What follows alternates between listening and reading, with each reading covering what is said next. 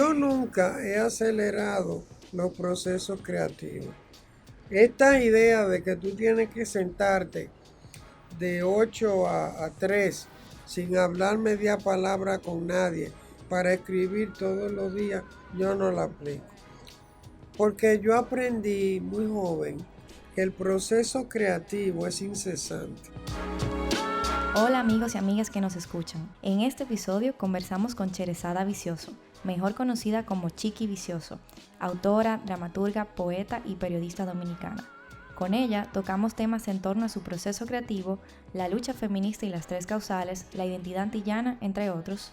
Encuentra Sireno, su primera novela, en plataformas digitales y librerías locales. Yo soy Chiqui Vicioso y estás escuchando Gente Brava. Gracias, doña Chiqui, por recibirnos en su casa en el día de hoy. Es un honor para nosotros estar aquí. La primera pregunta que tengo para usted es ¿de dónde proviene su apodo? Porque me parece que una anécdota que escuché o leí en internet, pero me gustaría escucharla de usted. Tú sabes que yo soy hija de dos poetas, Ujú. María Luisa Sánchez y Juan Antonio Vicioso, alias Tony. Entonces, mi nombre real es Cherezada, Mm. porque a mis padres le encantaba la música de Rimsky-Korsakov y esa pieza. Y mi pobre hermano se llama Rainer María Rilke, porque Ay. mi papá amaba al gran poeta alemán. Entonces, imagínate estos dos niños en una escuela de Santiago en los años 50, donde jamás habían oído hablar ni de Cherezada ni de Rimsky-Korsakov. Y nosotros fuimos víctimas de todo tipo de lo que hoy llaman bullying. Ajá. A mí me decían leche condensada, de todo. Y entonces yo siempre llegaba a mi casa problematizada. Hasta que un día mami Dios se acabó. De ahora en adelante te vas a llamar Chiqui. Y le dijo a mi hermana, a mi hermano, se acabó. De ahora en adelante te vas a llamar Juan. Entonces resolvió salomónicamente un problema que a los dos nos estaba Claro. afectando seriamente. ¿Cómo fue su infancia en Santiago?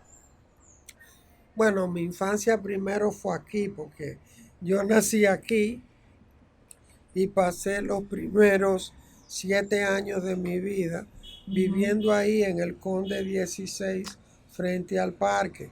Mi cuarto estaba arriba, donde porque era una casa de dos plantas, se subía a la segunda por una escalera caracol.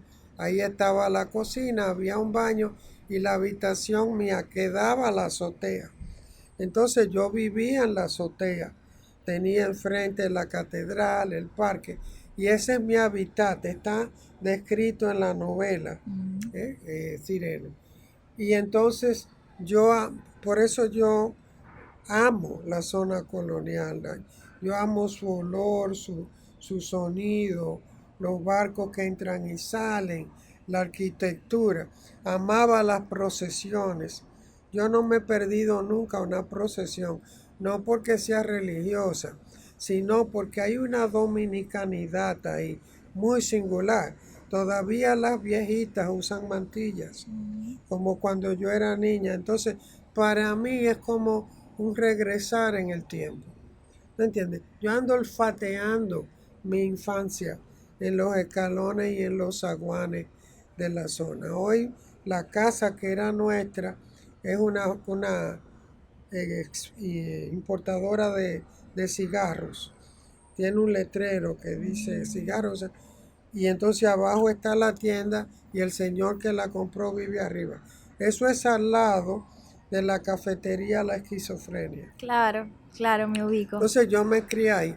Me fui a vivir a Santiago cuando mi papá se mató en un accidente de aviación en el 55. Y entonces mami retornó a su lugar de origen, que era Santiago. Bueno, leí sobre usted y lo acaba de mencionar, que sus padres eran poetas y ha dicho que su papá era como un artista renacentista porque hacía como de todo. Sí, así es. ¿Cómo cree que le afectó eso en su decisión de luego ser artista? ¿Cree que hubiese sido artista si no hubiese sido por su familia?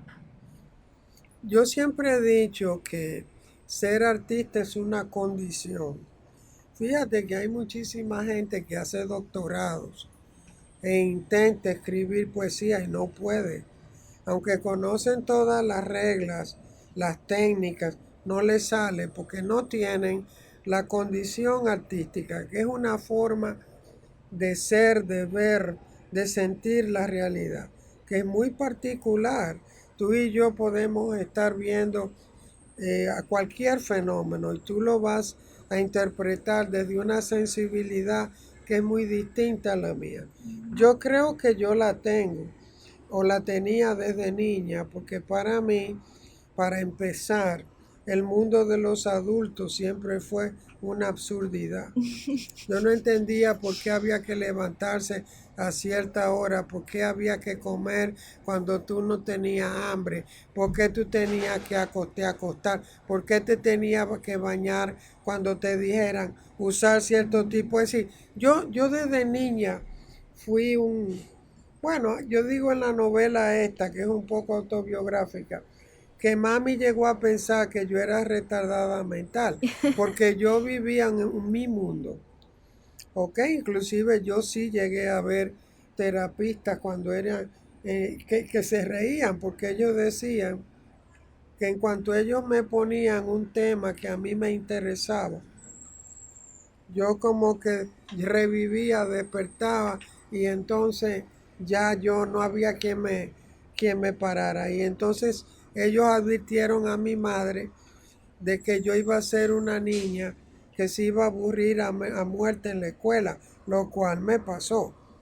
Hasta secundaria, yo pasaba porque había que pasar, pero las únicas materias que yo pasé con las mejores notas fueron las que a mí me interesaron. Tú sabes, historia, por ejemplo, la geografía que me encantaba, pero la matemática la odiaba a muerte. Entonces, ¿qué te quiero decir? Para mí ser artista es una condición y tú naces o no naces con ello. Claro que el ambiente en que te crías puede contribuir o no a que conozco muchas mujeres con esta sensibilidad que no tuvieron la oportunidad. Se casaron muy jóvenes, se llenaron de hijos y de compromisos y nunca pudieron desarrollar su vertiente creativa. ¿No entiendes? Si tú tienes unos padres que aman la literatura, que te ponen a leer, mami me hacía leer en voz alta para corregir la dicción, ¿me entiendes? Y para enseñar. Entonces es otra historia. ¿Y usted considera que es un privilegio para ciertas personas? Porque uno puede nacer artista, pero no necesariamente tiene los medios para dedicarse a ello o acceder tal vez a alguna academia. No sé, porque hay un proceso de búsqueda. Por ejemplo, yo tuve un debate los otros días con un poeta que decía, ¿se puede ser preguntaba, Ujú. ¿se puede ser poeta sin escuchar música clásica, leer a los clásicos? Un esnovismo brutal. Y yo lo mandé para el carajo, yo le dije, ahora tú pretendes ser hijo de Federico García Lorca y no de Miguel Hernández, porque Miguel Hernández era un pastor de cabras que logró cierta educación rudimentaria, pero desarrolló una pasión por la lectura en lo que estuvo en la escuela que lo acompañó siempre, pero fue fundamentalmente autodidacta.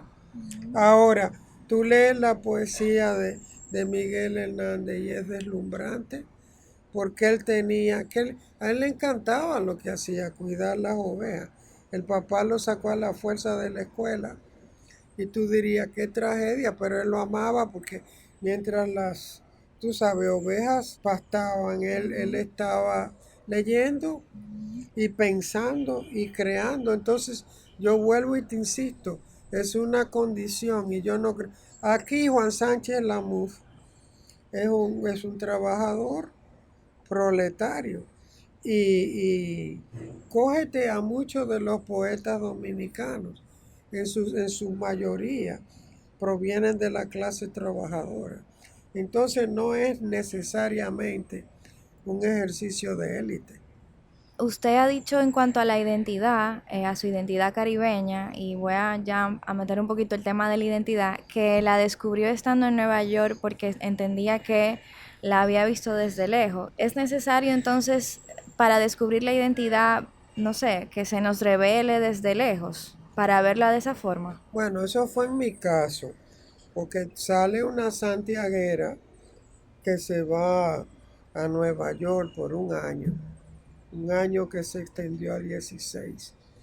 Sale una santiaguera de la clase media santiaguera con su cabello de rizado, tú sabes, usando perlina que usaban mis tías para blanquearse, evitando el sol, ¿verdad? Para ser blanco, claro está. Y llega a Nueva York y entonces presenta su pasaporte y el tipo lo lee y con gran extrañeza dice, ¿y qué es esto de India Clara? Entonces yo le digo, Así decía su pasaporte. todos los India Clara. pasaportes dominicanos decían indio, indio claro, indio oscuro. Si tú eras Peña Gómez, tú eras indio oscuro porque el dominicano le tiene fobia a la palabra negro.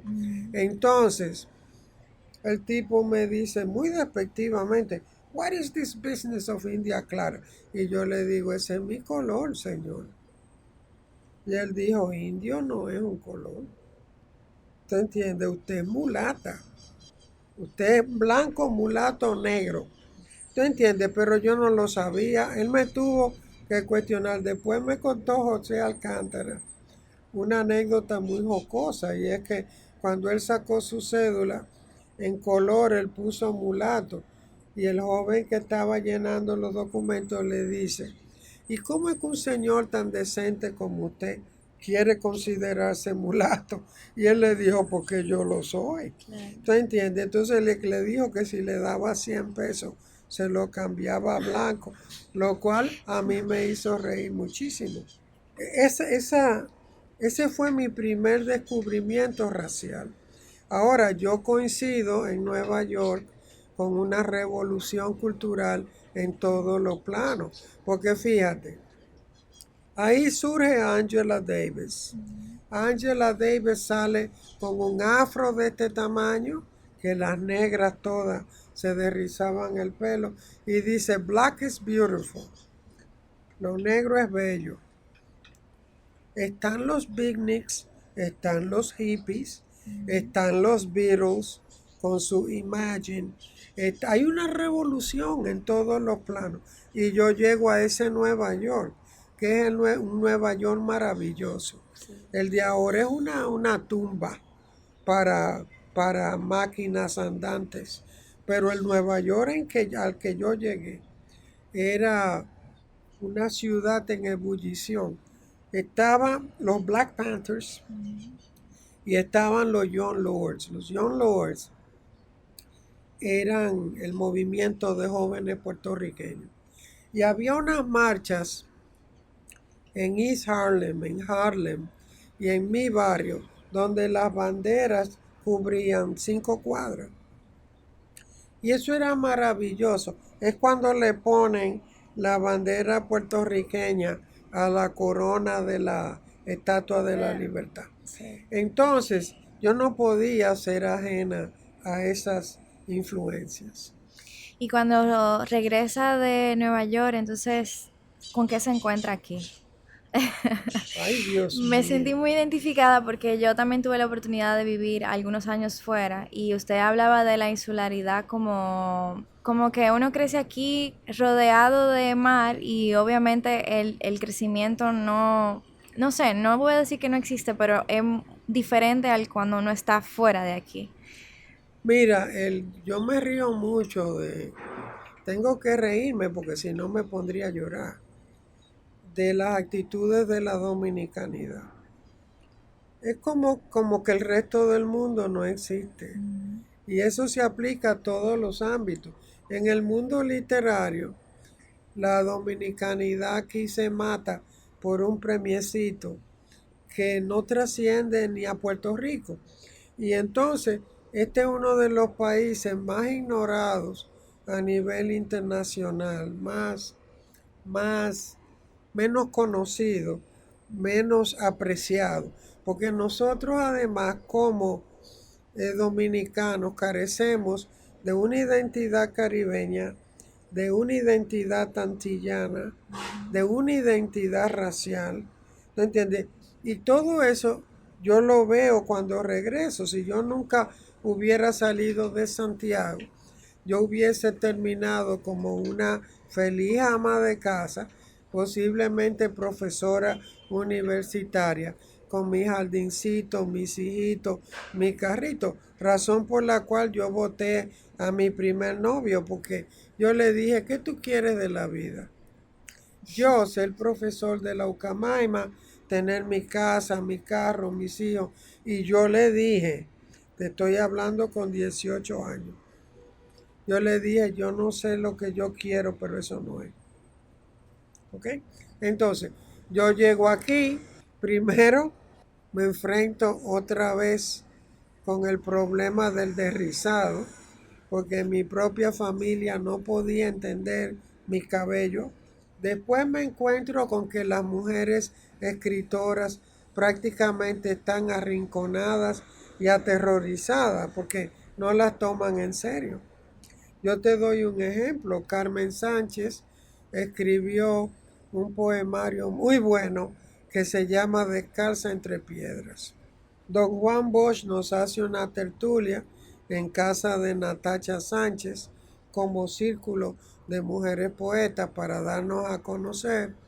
Y Enriquillo Sánchez coge el libro de Carmen, lo ojea y le dice, esas piernas de la portada son tuyas. Es decir, lo único Wow. que a él le llamó la atención fueron las piernas de Carmen, un menosprecio total. Y Carmen, una mujer simple del campo, se echó a llorar. Yo no asesiné a Enriquillo Sánchez porque no podía y tenía que guardar la urbanidad. Pero yo le hubiese dicho hasta del mal que iba a morir. ¿Tú entiendes? Entonces, ¿qué te quiero decir? Las batallas han sido en múltiples frentes. La racial, fíjate que aquí, este es uno de 5 países donde se prohíben las 3 causales. Exacto. Uno de 5, al lado de atrocidades de países tan atrasados como Haití y como Nicaragua, que no debería de ser, pero como este Daniel Ortega en el plano personal es un bandido que acosó a su hija sexualmente, él votar por las 3 causales, contra las 3 causales, fue una cuestión, una traición a los principios de la revolución sandinista. Entonces, ¿qué te quiero decir? Yo llegué y vi todo este horror. Releí, me puse a leer a las escritoras dominicanas, porque yo tenía que encontrar mi origen. Claro. Y entonces comencé con Salomé, madre de la poesía y la educación dominicana. ¿Y qué descubro yo cuando leo a Salomé? Que han clasificado su poesía entre mayor y menor, algo que nunca hacen con los autores masculinos. Obviamente. Y la mayor es la que es viril, Oh. es decir, la que se parece a la literatura escrita por los hombres. Exacto. Entonces, que eso se remonta, por cierto, a Menéndez y Pelayo, de quien Joaquín Balaguer, pero también los antólogos de izquierda, copiaron la misma categorización. Por Y eso, eran de izquierda. claro, no porque la izquierda aquí es una izquierda rarísima. No lee, no estudia y no cuestiona. Es decir, el primero en horrorizarse hubiera sido Carlos Marx, porque Carlos Marx es un tipo que como un marciano Por eso es que yo amo El Capital. Porque ¿qué es lo que yo veo en El Capital? Un tipo que se abstrae de lo que es la sociedad del momento, las leyes económicas y sociales del momento. Entiende que la realidad es una construcción social, reflejo de las relaciones de poder, y se mete a estudiar los orígenes del capitalismo. Para hacer eso, tuvo que tener la misma absurdidad original que tienen los poetas, de verdad. Acuérdate que Marx fue un joven poeta. Ujú. ¿Me comprendes? Sí. Entonces, aquí estaba todo por hacer, todo. Entonces, primero organizamos el Círculo de Mujeres Poetas en marzo del 84. Y esto continúa. Yo a veces me siento muy agotada porque yo digo, Dios mío, yo tengo 72 años, he envejecido en esta batalla y yo quisiera antes de morirme ver algún cambio. Pero yo veo, los cambios culturales son muy difíciles. Y Porque la lentos. gente, porque como yo te digo, y error de muchas revoluciones, por ejemplo, y eso lo admite Fidel en un congreso que hubo de profesores. Él dijo, nosotros pensábamos que garantizando el acceso de todo el mundo a la educación iba a desaparecer el racismo, el clasismo y el sexismo. Y dijo, craso error, porque los cambios culturales que tú heredas de siglos de gestación no se cambian en una década, ni en 2 décadas, ni en 3 décadas. Quizás antes de morirme yo vea algunos cambios en ese sentido. ¿Tú entiendes? Ya veo que hay una generación de muchachas que está llevando la lucha contra los cánones literarios convencionales. Veo un movimiento de mujeres negras que está entendiendo lo que es cuestionar todo lo que es racismo en esta sociedad que es atroz. Lo que yo llamo los tres jinetes del apocalipsis: el clasismo, el sexismo y el racismo. Los tres basados en una diferencia. Y sobre esa diferencia, por ejemplo, de piel, tú construyes un aparato ideológico. Es decir, si tienes más pigmentación que este, tú eres inferior. Y si eres inferior, como decía Paulo Freire, e internalizas al opresor, tú aceptas tu inferioridad. Lo mismo pasa con el género. Se basa en una sola diferencia que es biológica. Tú eres un hombre y yo soy una mujer. Sobre eso se construyen dos aparatos ideológicos. Es lógico que se construyan, pero tienen un solo problema. Y es que se construyen sobre la desigualdad. Y pasa igual con las clases en esta sociedad. ¿Cómo es que tú te llamas, Chiqui Vicioso? Vicioso. ¿Y de cuál de los viciosos es que tú eres hija? Esos son los viciosos de la capital. ¿Por qué? Porque hay viciosos en el sur que además son negros. ¿Tú me entiendes? Sobre todo eso hay que trabajar, y hay que trabajar enfatizando que el ser humano es igual al margen de su color, ¿te entiendes? De su raza y de su clase, y que tiene los mismos derechos humanos que tiene cualquier otra persona que haya nacido en una supuesta clase superior en este país y haya tenido ciertos privilegios educativos. Estás escuchando Gente Brava. Desde el marxismo, que usted se identifica como marxista, hacia la visión del arte. Yo no me identifico como machista. Yo soy feminista. No, marxista, quise decir. Marxista. No, yo sé que no. Feminista Ok. 100%, dije marxista, que usted se Marxista. identifica como marxista. Y a partir de ahí quiero hacerle la pregunta de si si el arte dentro del marxismo sirve para el bien común, sirve como un producto social o es un producto social, ¿cómo podemos entonces separar, por ejemplo, la creación de un hombre que abusó sexualmente a una chica y que hace muy buen arte, pero entonces cómo separamos la persona del artista? Yo creo que Bueno, yo tengo un problema que yo no puedo evitar. Siempre lo he tenido. Yo no puedo separar el ser humano de sus acciones.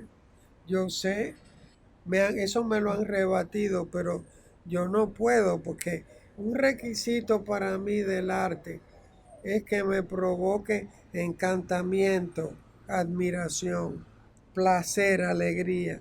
Entonces, un acosador sexual, un violador de niñas, o sea, para mí no existe. A mí no me importa que sea Leonardo da Vinci. ¿Me comprendes? No, es mi criterio personal. Yo no cuestiono que sea un artista o no sea un artista. El problema es que yo, Chiqui Vicioso, no, a mí yo tengo la gente claramente dividida entre los que no existen y los que me interesan. ¿Entiendes? Eso me ha salvado a mí, ¿y cuál es el criterio de quién no existe? que no comparte mis ideas. Es decir, mi sensibilidad, mi visión del mundo.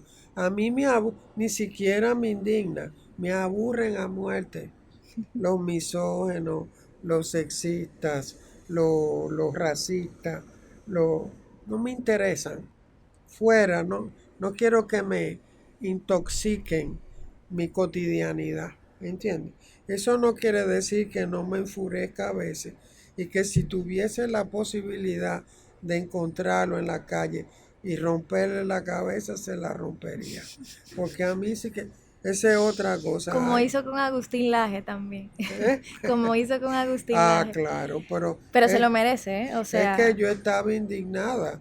¿Cómo es que este tipo que viene de Córdoba, una ciudad con una tradición gloriosa, de ahí es el Che Guevara? ujú. Fíjate que lo eligen muy, porque la contrarreacción elige a su gente con mucho cuidado.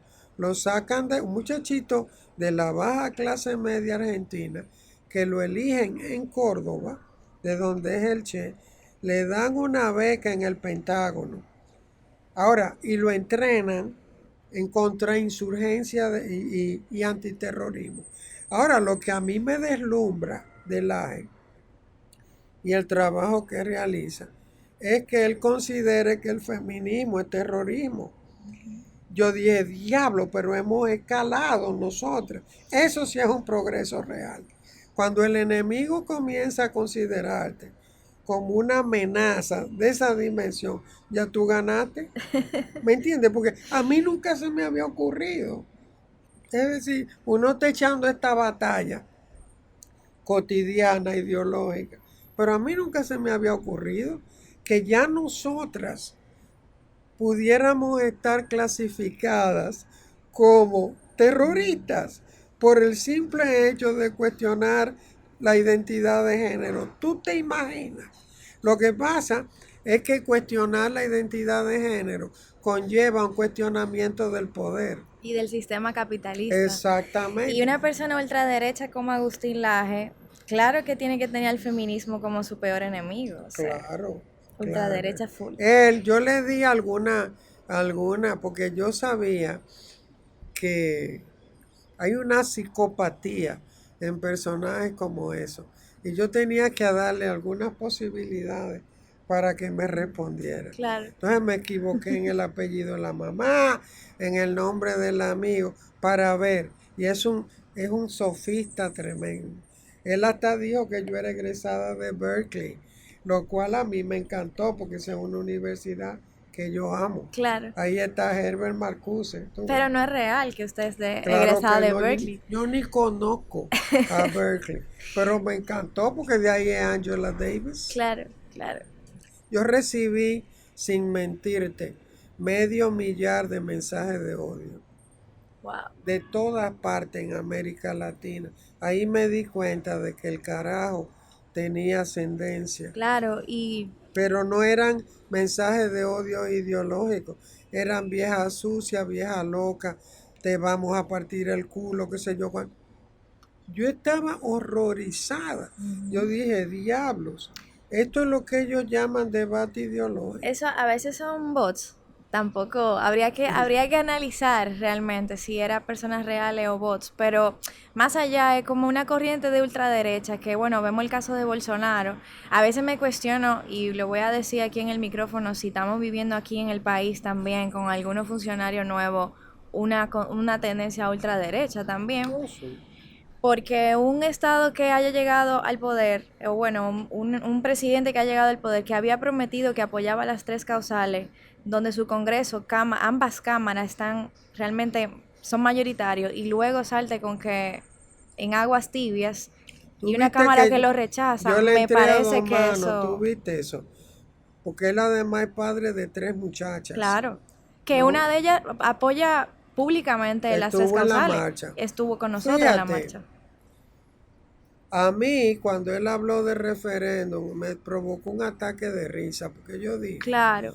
cuando los diputados han necesitado un referéndum, ellos siguen órdenes, tú bajas la línea como partido y ellos hacen lo que tú les dices, les dices que hagan. Ujú. ¿Ok? Entonces no me venga con esa historia del referéndum porque eso es mentira. Y lo de la ley especial también, o sea, puro No, teatro. pero él está ganando tiempo. Hay Masalles, que es a quien yo sí tengo en la mira.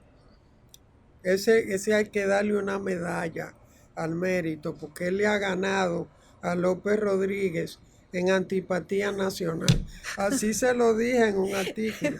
Le dije Es verdad, A es verdad. Masaya hay que darle una medalla porque él logró lo impensable. ¿Quién te dio derecho a ti a determinar lo que yo puedo hacer con mi cuerpo?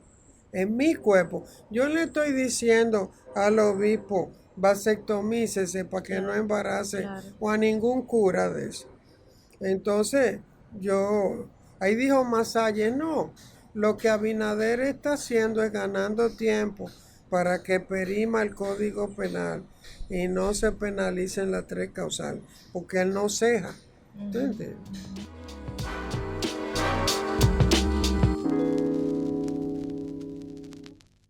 Volviendo ya a su oficio como escritora, ha dicho que ha sido una guerra ser escritora en República Dominicana y estudiando sus profesiones ha ocupado diferentes cargos en diferentes organizaciones sin fines de lucro, un tiempo en Profamilia, fue diplomática, ha tenido que, bueno, conjugar su labor como escritora, como poeta, como dramaturga, también trabajando otras cosas.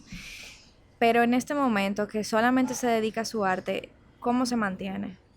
Bueno, yo estoy retirada. Ujú. Yo tengo una pensión del Social Security que es mínima, pero que a mí me alcanza porque yo no necesito nada. Lo único que yo necesito es este espacio para ver los barcos entrar y salir. Vivo con un hombre muy austero, que tú sabes que es Fidelio. Nosotros no necesitamos más de... Yo tengo toda la belleza que necesito.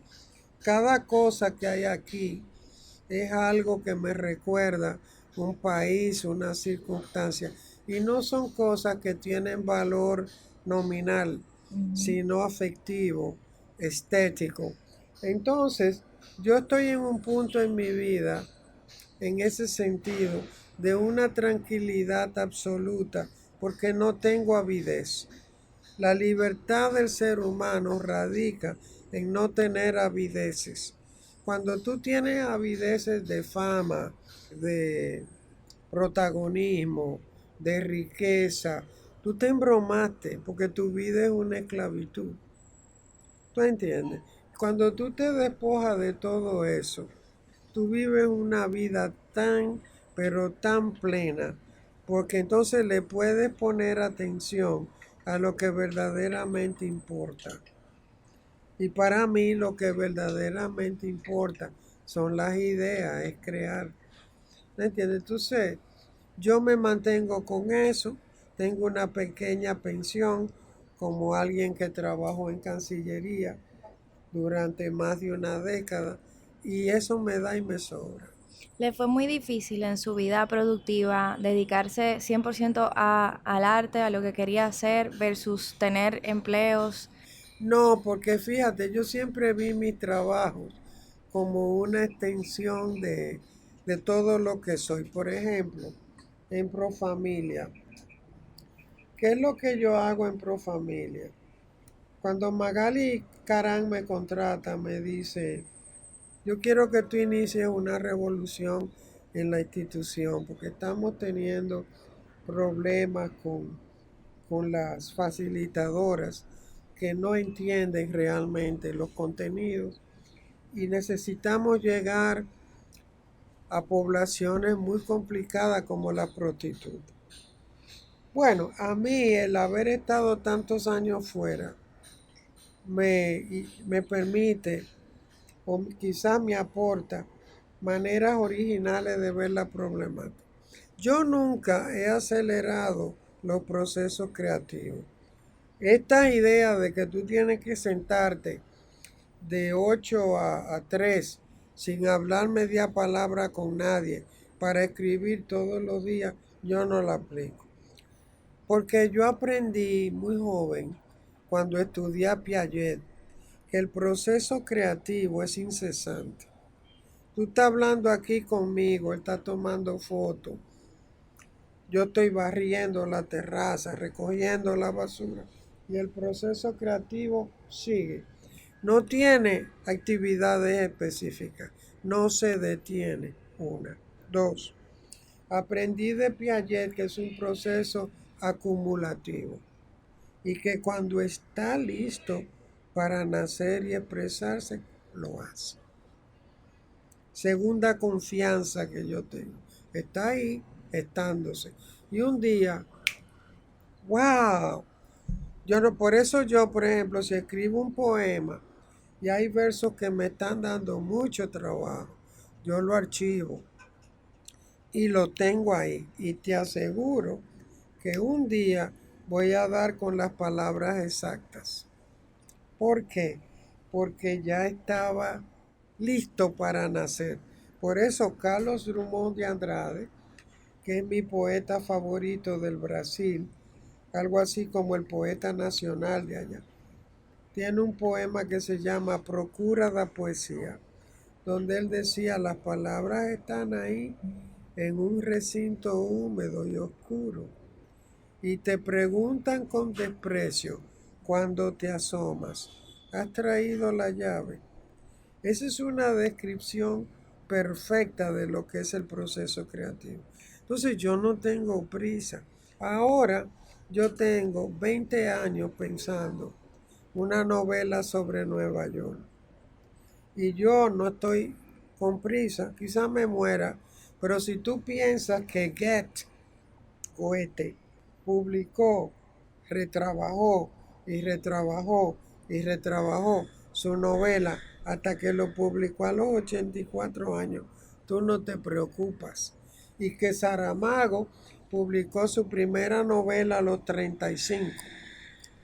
Descubrió que no tenía nada que decir, paró el proceso creativo y lo retomó después de los 60. ¿Ok? Entonces yo no tengo prisa. Si sale, saldrá, pero si no sale, tampoco me preocupa, ¿tú entiendes? Porque es que yo no estoy en una carrera para hacer nada, yo estoy tratando de decir lo que quiero decir y sin pausa, pero sin prisa.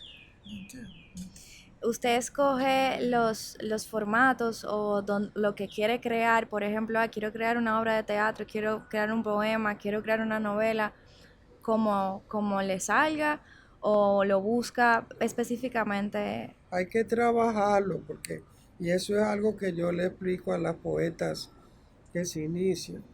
El arte no es solo emoción, el arte es oficio. Y tú tienes un texto, pero tú lo tienes que trabajar, retrabajar, pulir. hasta que tú estés conforme con lo que hay, porque tampoco es un rosario de lugares comunes. Claro. Pero coño, yo no funciono así. Yo voy cogiendo elementos y lo voy dejando. Y un día, ¿cómo surgió Evangelina?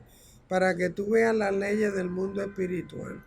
Yo estoy en México, una amiga, la nieta de Zapata, me ha dejado quedarme en su casa 2 semanas.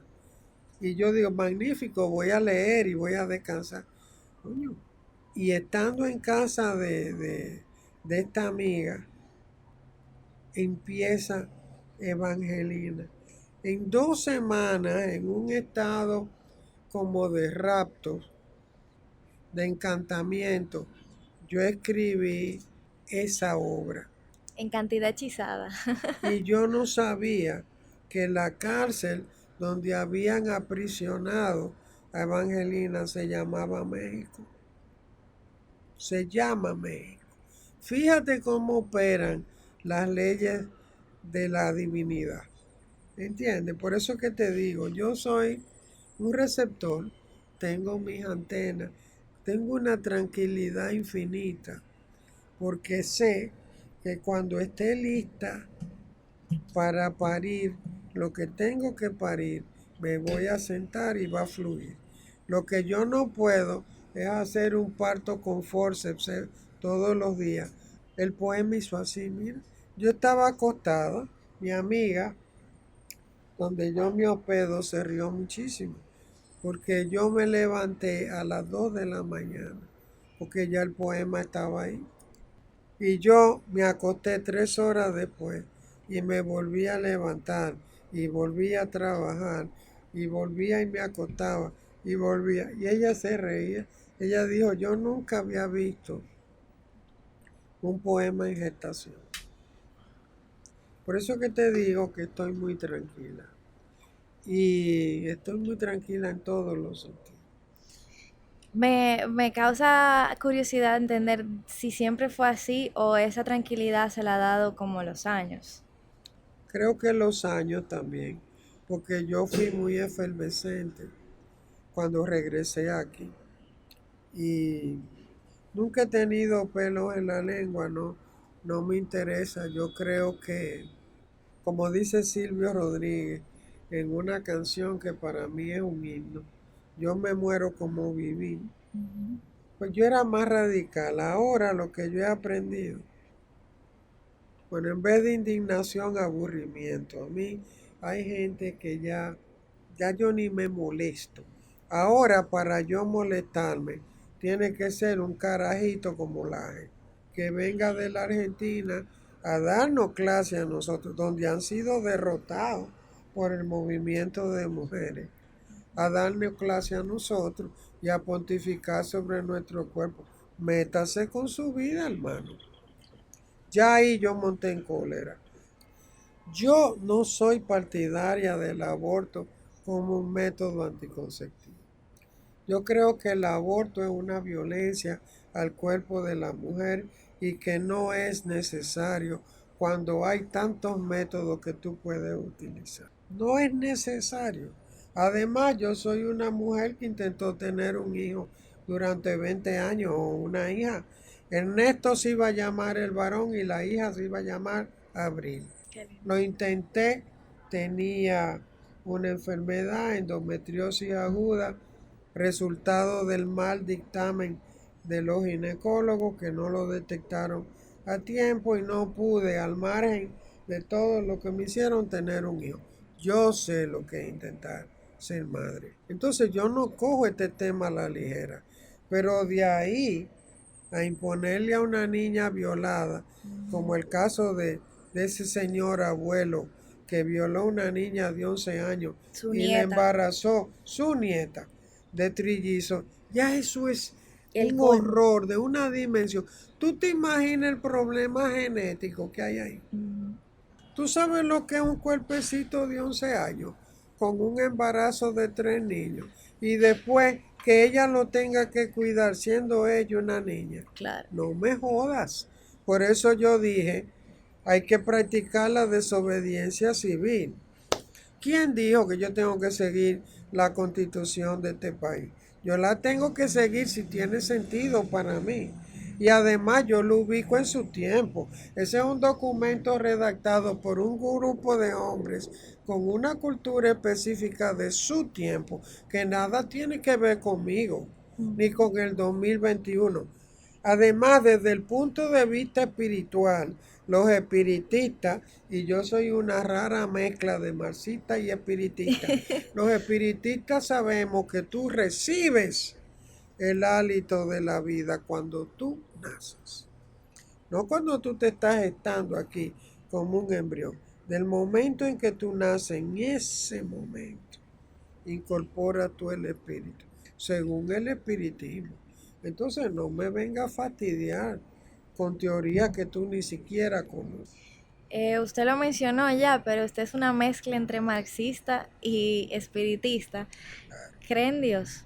Claro. Yo creo que hay una energía vital que opera en el universo. Y creo, porque lo sé, que existen el bien y el mal.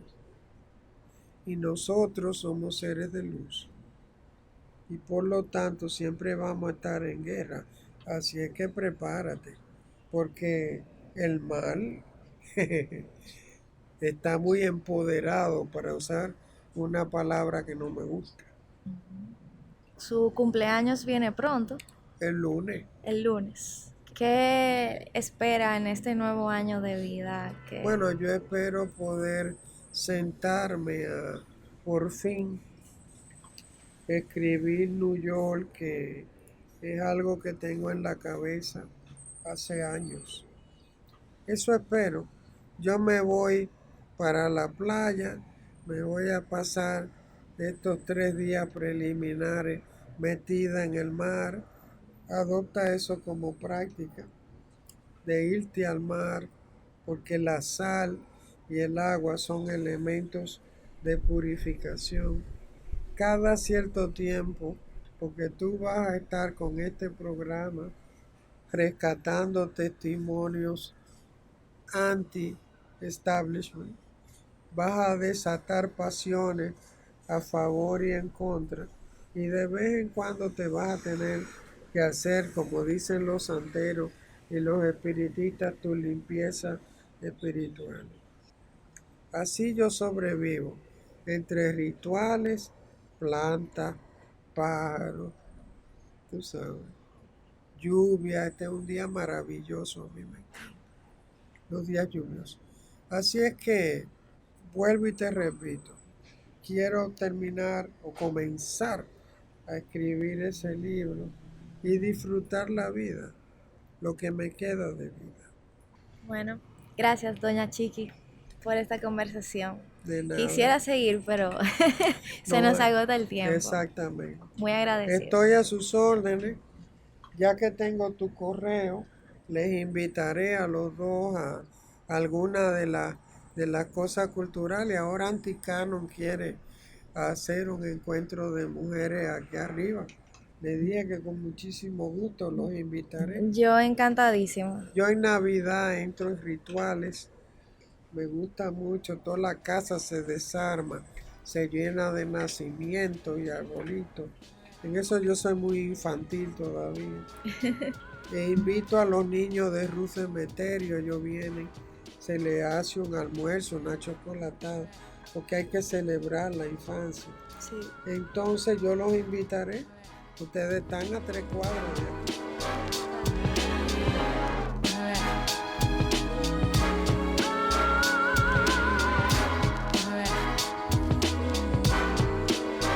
Yo soy Laura Castellanos y estás escuchando Gente Brava.